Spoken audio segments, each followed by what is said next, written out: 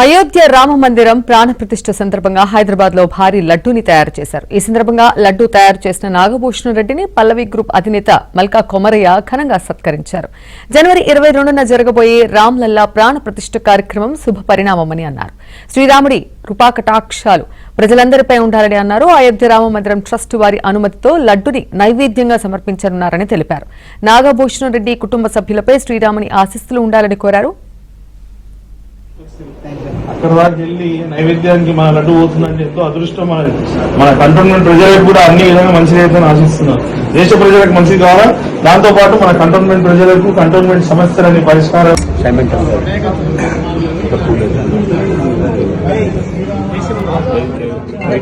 రెడ్డిని పల్లవి గ్రూప్ అధినేత మల్కా కొమరయ్య ఘనంగా సత్కరించారు. జనవరి 22న జరగబోయే రామ్లల్లా ప్రాణ ప్రతిష్ఠ కార్యక్రమం శుభ పరిణామమని అన్నారు. శ్రీరాముడి కృపాకటాక్షాలు ప్రజలందరిపై ఉండాలని అన్నారు. అయోధ్య రామ మందిరం ట్రస్ట్ వారి అనుమతితో లడ్డుని నైవేద్యంగా సమర్పించనున్నారని తెలిపారు. నాగభూషణ్ రెడ్డి కుటుంబ సభ్యులపై శ్రీరాముని ఆశీస్సులు ఉండాలని కోరారు.